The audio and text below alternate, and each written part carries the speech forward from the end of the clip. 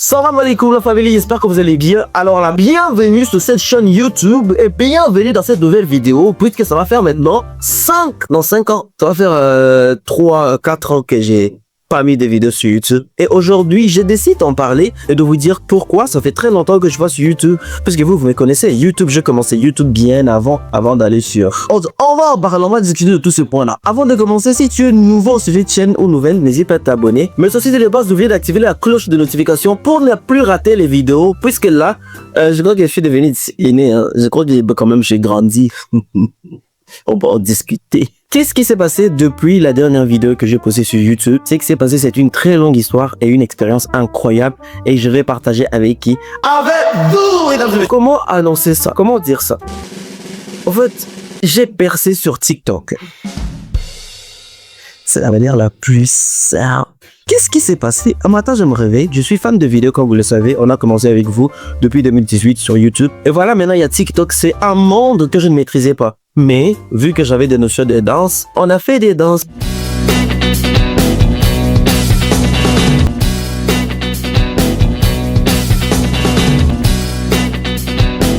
Sans vous mentir, ça ne passait pas puisque moi, à la base, quand quelque chose ne flow pas, je ne rentre pas dedans. Je continuais, j'ai forcé puisque je savais que TikTok, c'est fait que pour la danse. Et après, il y a eu un moment, je me suis permis de faire une vidéo. L'histoire de la vidéo, d'ailleurs, c'est que je ne voulais pas poster cette vidéo. Je me suis dit, voilà, je garde cette vidéo sur TikTok puisque ici, je n'ai pas assez d'abonnés que sur Instagram ou sur Facebook ou sur YouTube. Sans vous mentir, j'avais trop honte de cette vidéo. Ça ne reflétait pas, ça ne ressemblait pas. D'habitude, j'ai proposé des concepts un peu plus professionnels, un peu plus cinématiques. Mais voilà, je me lance dans un concept Roger.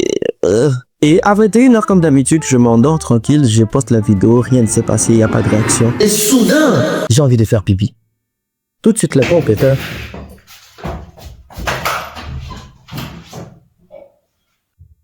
À 4h du matin, j'avais envie de faire pipi comme d'habitude. Comme tout homme qui se respecte, à 4h du matin, il y a beaucoup d'événements qui se passent. Il y a ceux qui ont envie de faire pipi, il y a d'autres gens qui ont envie de...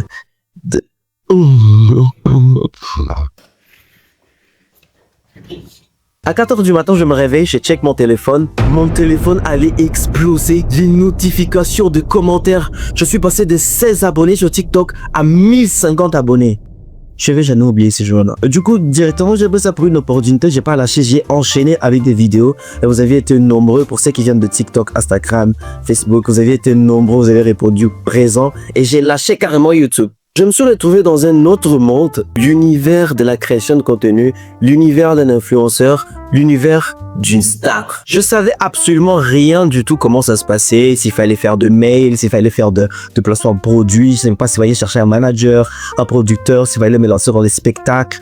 Je ne savais absolument rien.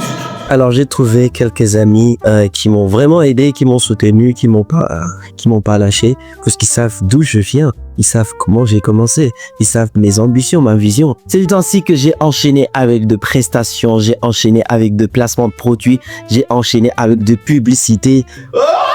J'ai trop kiffé. Je vous ai croisé à Bukavu, à Goma, à Lubumbashi, à Kinshasa. J'ai trop kiffé. Du coup, voilà les gars, c'est un peu de ça dont je voulais vous parler. Je ne voulais pas débarquer sur YouTube comme ça. Et salut à tout le monde. Bonjour, une nouvelle vidéo.